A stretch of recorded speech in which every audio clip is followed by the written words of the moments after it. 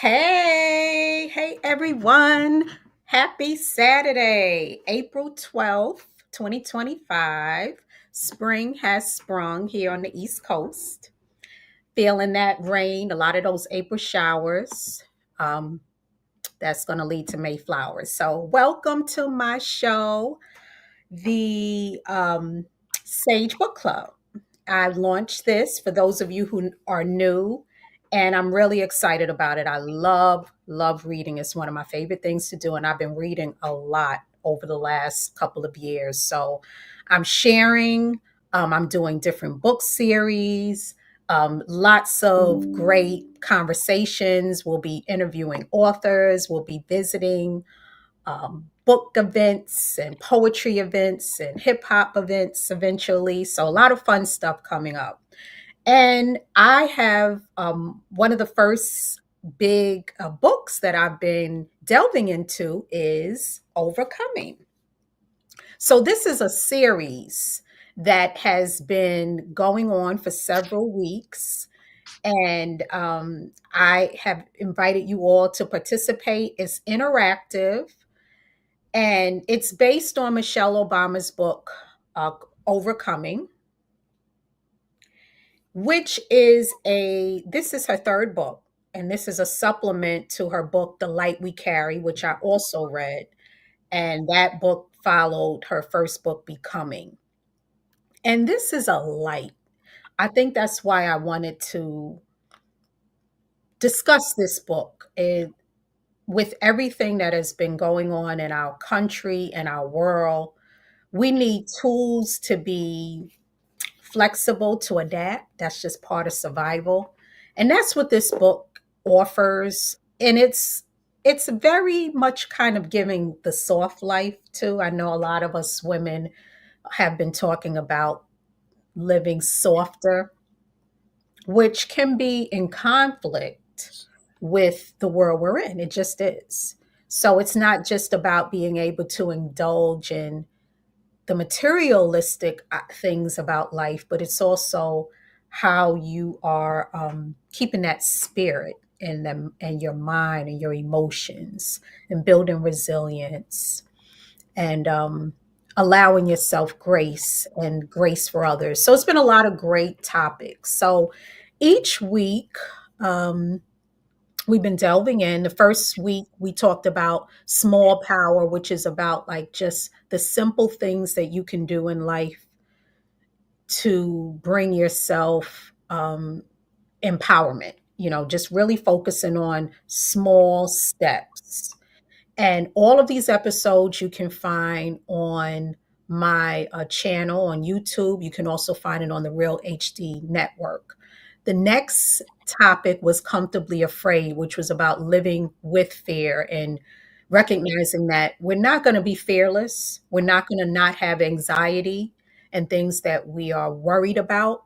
How do we exist? How do we listen to the fear and let it not paralyze us? So, some great nuggets with that. Then we talked about source code, which is about that. Think about like we all have a fingerprint.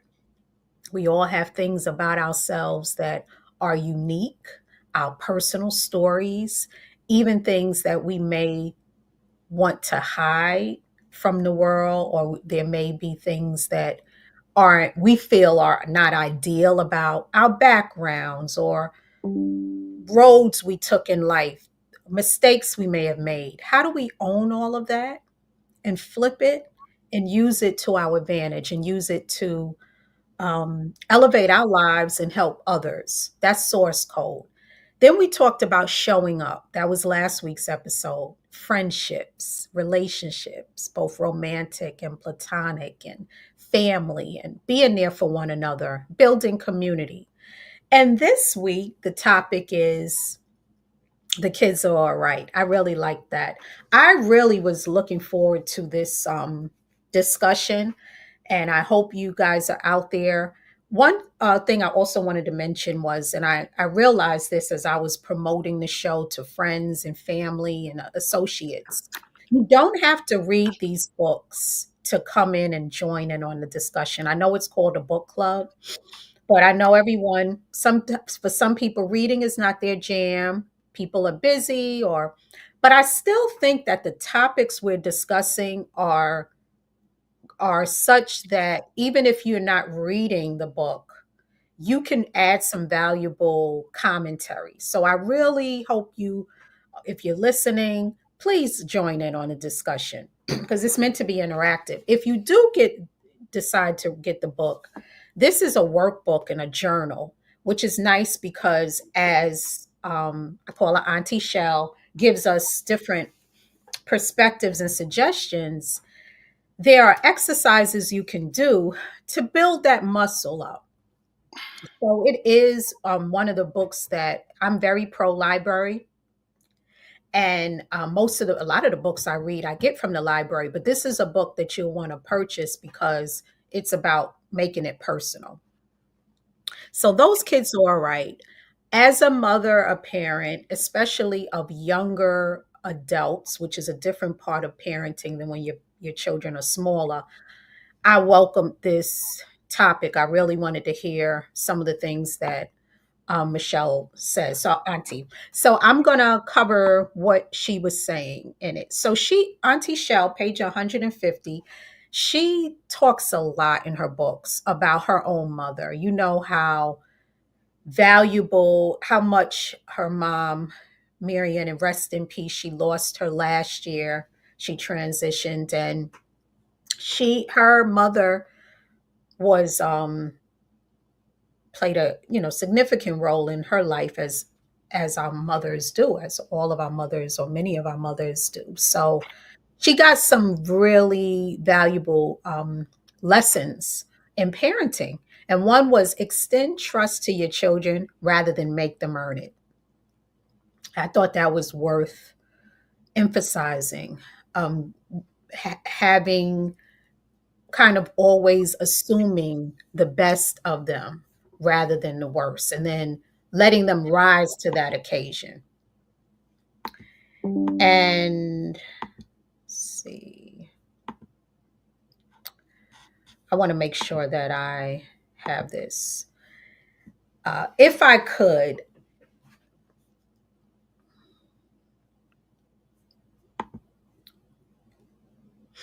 I was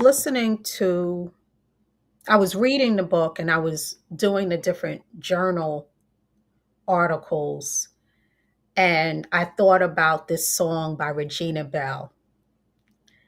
And the first time I heard the song, If I Could, I was in high school, and I went to an all girls Catholic high school in Rochester, New York. And we had a mentor.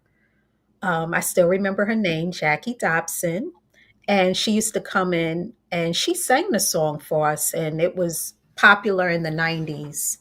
It's this, if you never heard the song, go listen to it. It's a beautiful song about a mother saying, if I could, I would protect you.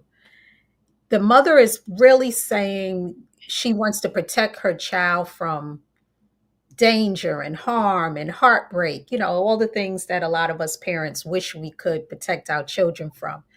And she says, I'll protect you from your fears. I know that I could never cry your tears, but I would if I could. And doesn't that just sum up a lot of how we feel as parents about how we want to just guard our kids from the pains of the world, knowing that that's not healthy and it's not realistic?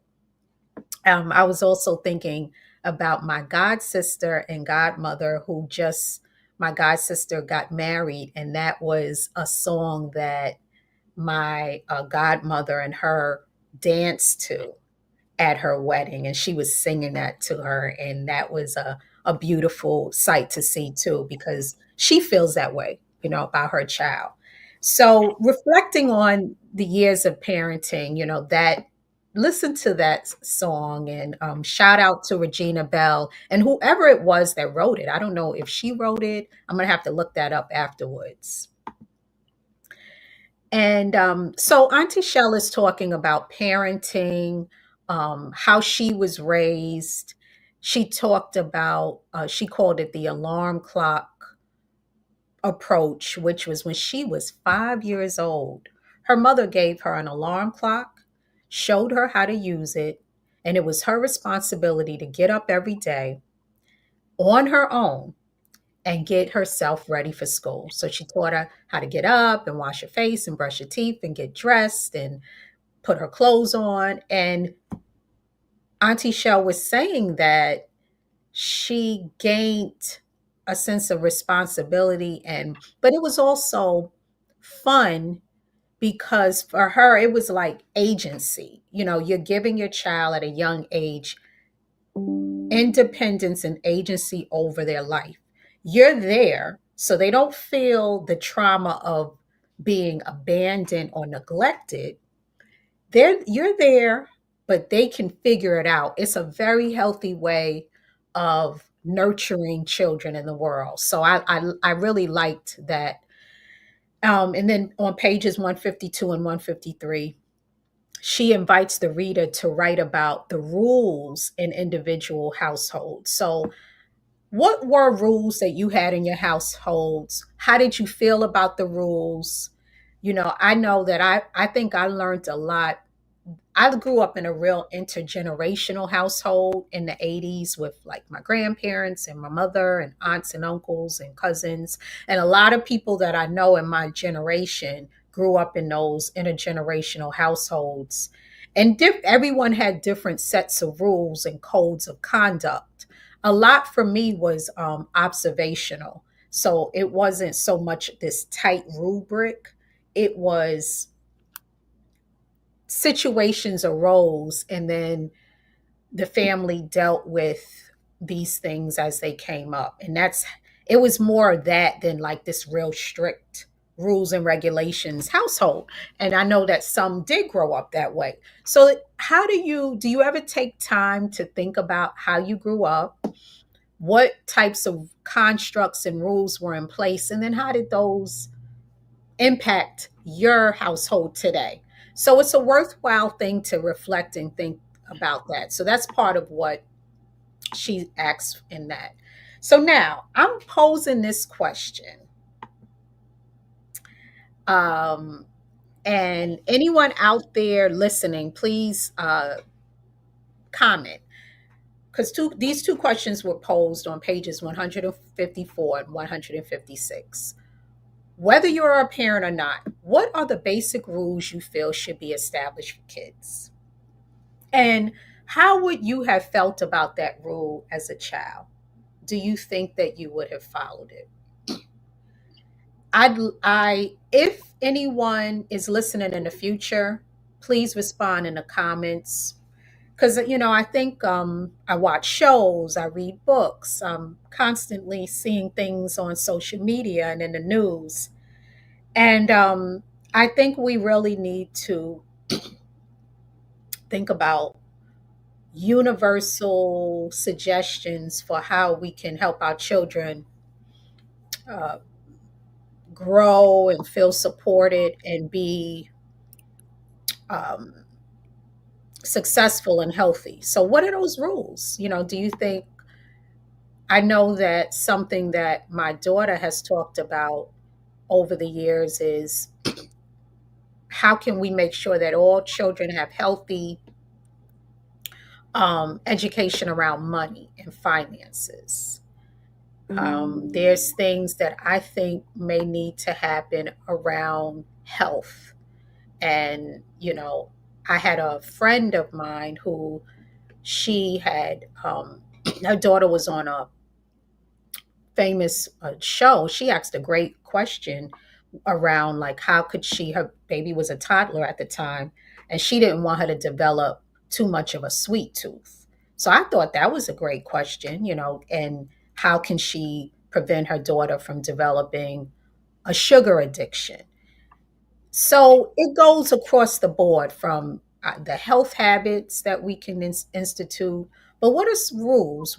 And I want to hear from an array of people what they feel rules are, because I wanted to see if this array of people we could find some commonalities,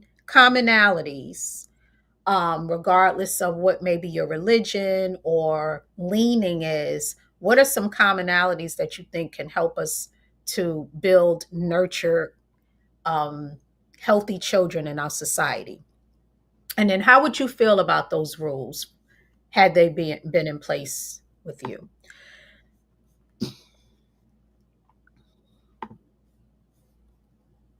Yeah. So page 160, this is an exercise. I thought this was a really good. This is when she talks about if you have children from more than one child, siblings, and how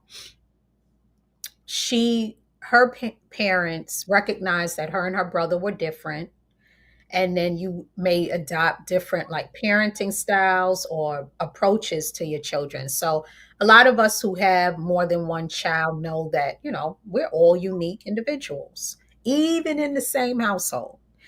And then we have blended families. There's all types of configurations of families nowadays. So that adds to, the uniqueness. If there's a child and say they're siblings and they have different different fathers, and they may go visit them, their families, they're picking up values and customs based on that. So then they are coming back in the house. How are you adjusting to that?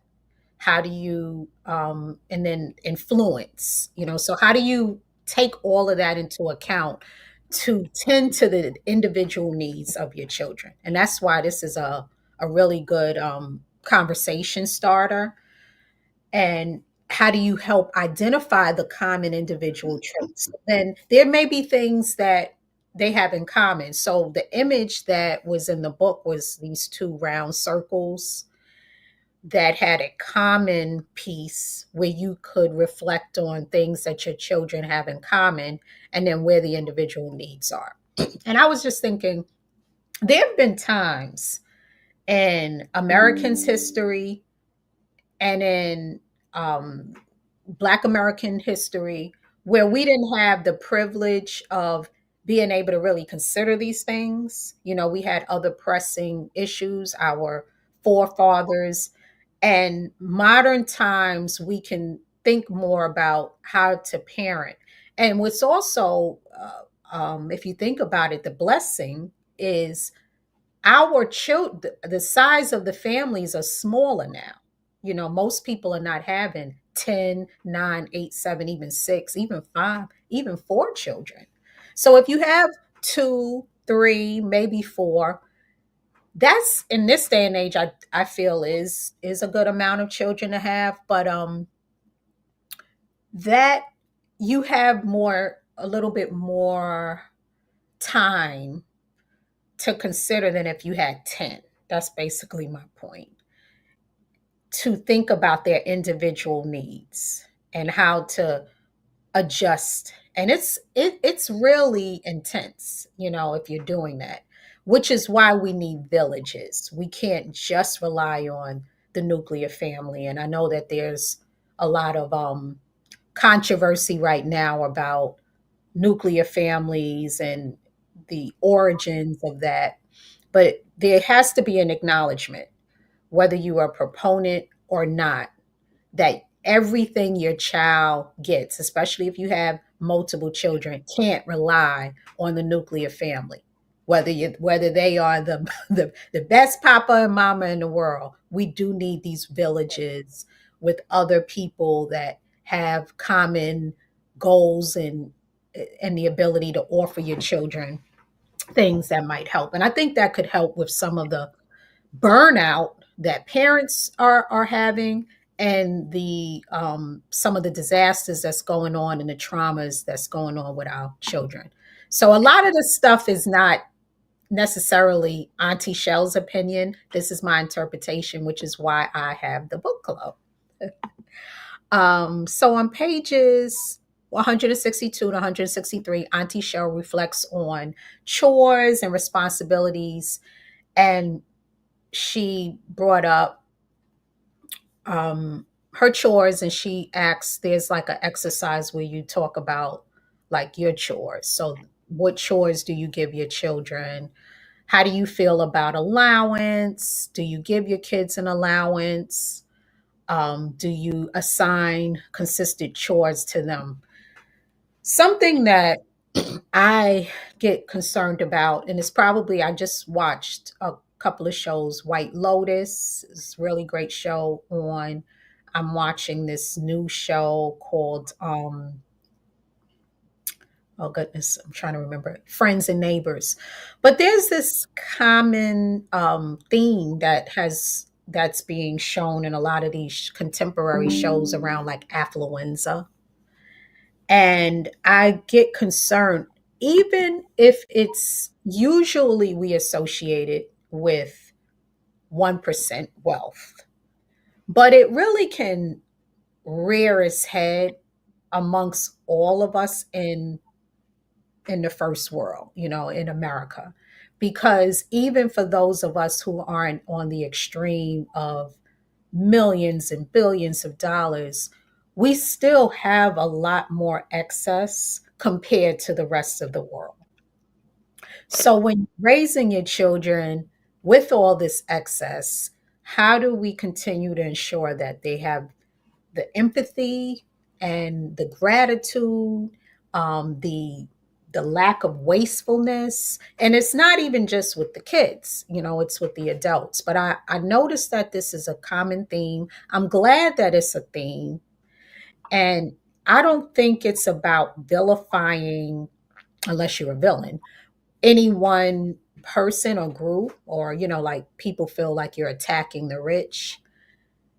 We got to get this excess. It's eating people alive. I think there's that can be acknowledged. And you have even people who are very, very wealthy acknowledging that. So how do we build empathy and just a sense of value and caringness? It's a challenge because it might have been a time, think about it, we're always evolving as humans.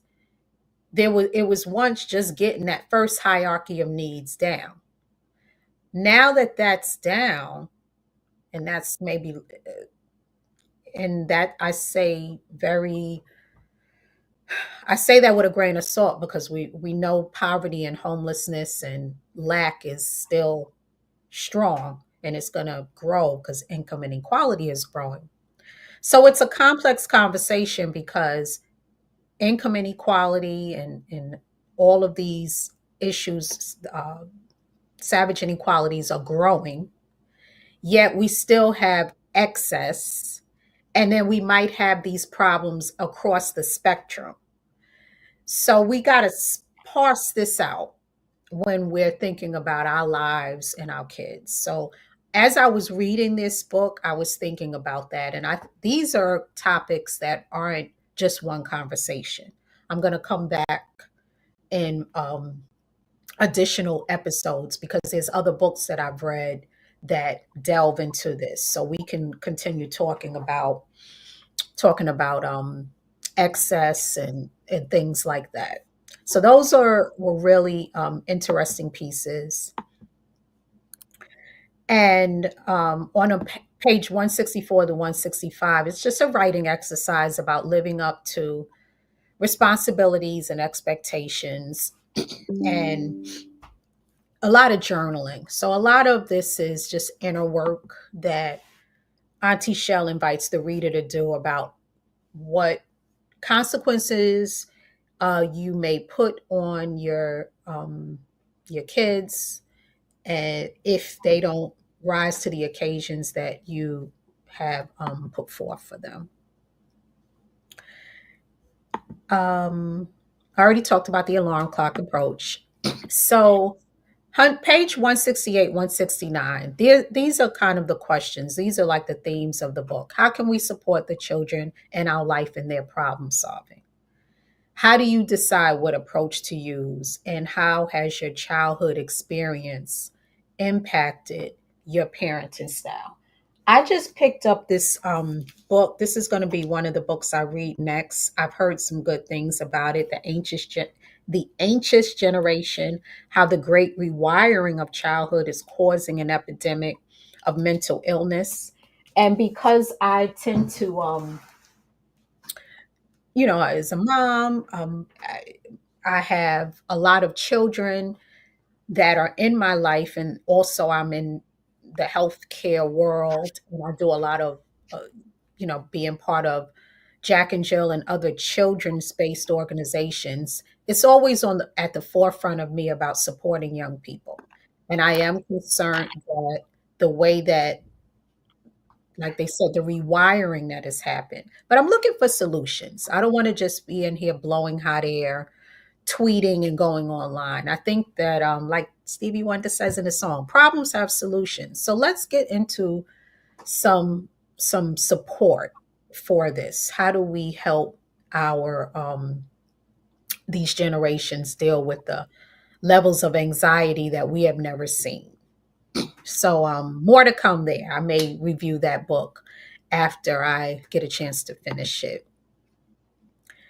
And on page 171, Auntie Shell reflects on home. After her and her brother went off to college, started their careers, their lives, their families, their parents said, "You're always liked here," something like that. And it was like home. So she kind of mentioned the theme of home and how do we build places where gladness lives for ourselves, for others, and for our children. And that is a very open, it's like a canvas. There's 2 pages in the journal, and you can draw pictures, write, and think about home, what home means, what you would like it to be. And I thought that that was really helpful. And on pages 172 to 173, when I was thinking about that piece and I was journaling and um, considering the question, I wanted to kind of bring this up to any of you all out there listening now or in the future about how so many different things are changing at a rapid pace. And within my extended family, we had some steadies for years. For example, many of my extended family lived in the same proximity for decades, the Northeast, and they were kind of clustered around a few states. And over the years, there's been migration. And I'm not alone. I know there's other families who some have gone south, some have gone north, maybe to the Midwest. People take jobs and pursue opportunities. Children go off to school or go into trades, go into the military. And it makes the proximity not as strong as it used to be or not as close. How do you continue to have those bonds when people are moving away, changing? Then there's the demands on us.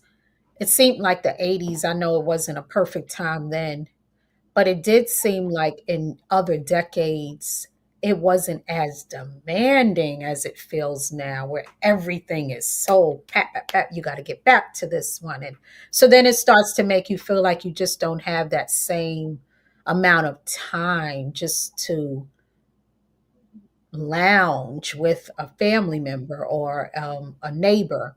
So, what I'm wondering is, because there's no going back, we can't rewind time. We're in the times we're in now. Do people have approaches or things that they feel that they're doing that have been working for them to help them keep those family bonds going in the present time? How do you gather, for instance? We It's been 5 years since the virus rocked the world, and that word social distancing was introduced. It was really supposed to be, I think, language wise, physical distancing because we were still socializing online. But that was an isolating time. I think I talked about that even in the last episode about how to show up.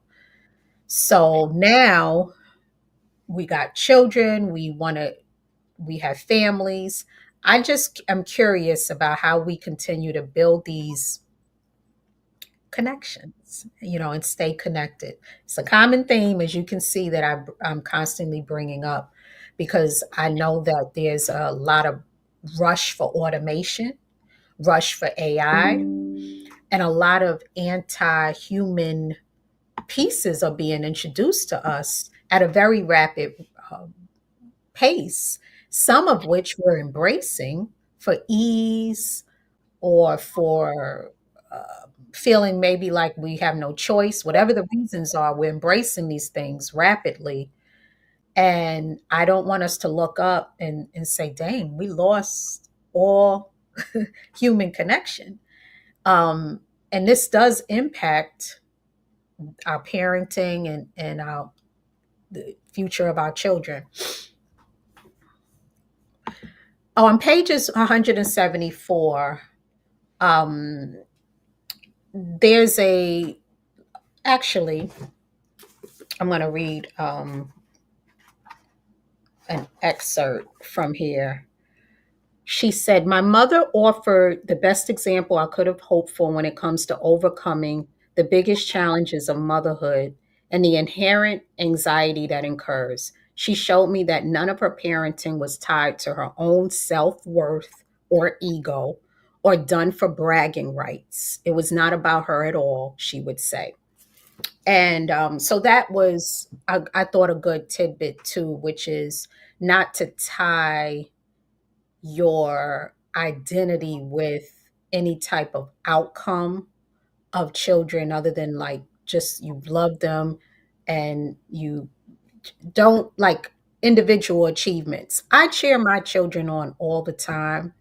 And I don't feel like it's not really me trying to brag. Actually, the original reason for many years, I remember when I would post certain achievements, I never went and posted every single thing, but I did post quite a few of it. And some of it had to do with me feeling like in the particular town and community I was in, that there was more emphasis being put on negative things children were doing. And they would say things like the at risk need this, the at risk need that. But there wasn't this path for the kids that were doing the right thing. And I felt like it was a bad message to send out because it was almost like, oh, yeah, they're okay. They're fine. Just, we got to focus. Yes. And at risk, vulnerable, they all are. But we can't just focus on the negative. So that was part of the reason why I would post about, you know, various successes because I wanted them to feel encouraged. And it was almost like there was this culture of mediocrity and a culture of trying to encourage failure and negativity. Because when you did have great things happening, it really wasn't being promoted at the level of the negativity. So I was that was you want to talk about something that gnawed at me. And I live in a city that has a lot of poverty and a lot of childhood poverty and so forth. And I think that's part of the culture of it. So that was partly why I did the type of documenting that I did when it came to children that I knew, my own and others. But, I really do agree and support what she's saying around remove the ego. She goes on further to say that really what her mother was doing was trying to put herself out of a job, so to speak. Like ever since her children were younger, she was. Remember how? Did anyone ever see the Ray movie? The minute that the mom realized that Ray Charles was blind, she didn't coddle him. She showed him one time how to figure it out. And then she knew that he needed to be able to figure out with his disability, especially, living in Jim Crow South. There was going to be no extra coddling. And look at how he rose. And he had a lot of pain, because he felt shame and guilt around his brother's death, but which in part came from the thing his mother said to him when she said, "Why didn't you say something?" And he froze. He saw his brother, drowning. So that in all his life, he ended up with a bad addiction. And part of it was him feeling guilty over something that wasn't his fault. So this is just goes to show you, look, the mother did a lot of great things for her son by nurturing him and protecting him and saying, look, you got to learn, you're blind. Yet she also did harm when she said what she said to him about him not saying anything, because it wasn't his fault. He was a kid too. And even if she felt that way, but I'm going to wrap this up by saying this is a challenging job.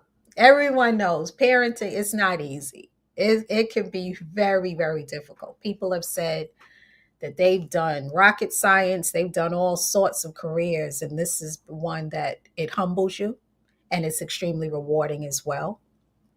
So I give a lot of love to all the parents out there. And I think there's what, and I'll say, parenting, it's not just biological. You can be a mother and a father. I feel, I parented before I was a biological mother. So parenting is a very intense experience, and we need support. So I think that all in all, this was a really worthwhile topic. It was, of all the topics for me, this was one of my favorites because I felt like I could relate. On top of the fact that like two of her two girls, Sasha and Malia, are literally the same ages as my two oldest. So a lot of the things that she had been saying, even about where she is in her stage of parenting, I could really relate to because I have young adults and she has young adults. So very worthwhile. So lastly, I love my music. I love my music. So I built a playlist about this topic. The Kids Are All Right playlist. So we've got The Makings of You by Curtis Mayfield on there. We got Jesus is Love by the Commodores. The Greatest Love of All, Whitney Houston. We got Home, Stephanie Mills. If I Could, I talked about that. Regina Bell. Protector by Beyonce. Blackberry Molasses by Mr. Take Me There. I Want to Go There by Maya and Blackstreet. Joy, Blackstreet. I got my Blackstreet because they got some beautiful songs. I Know I Can by Nas. Joy by Talib Kweli. So if you haven't heard any of those songs, check them out. They are really, really dope songs. Um, I put a lot of my playlists. I built a ton of them. I put them on Title, but this will all be in my episode. So in my when I link it. So that wraps. Oh, Sheila, viewing from IG, my grandparents set rules in my house, big family and all. Can be confusing for kids what rules to listen to and what elder to obey. Yeah, yes, Sheila, thank you for your comment. Yeah, a lot of us have dealt with that. They even have t-shirts where they say what happens at grandma's house stays at grandma's house. You're going to have some of that. I don't think you can avoid that totally because that's just a part of having different people who are like helping you raise your children. I know I had dietary, I'm a vegan, but raising my children plant based, and not everybody was that way. And Maybe they go over to their relative's house. You can't avoid it. I don't think it's going to happen.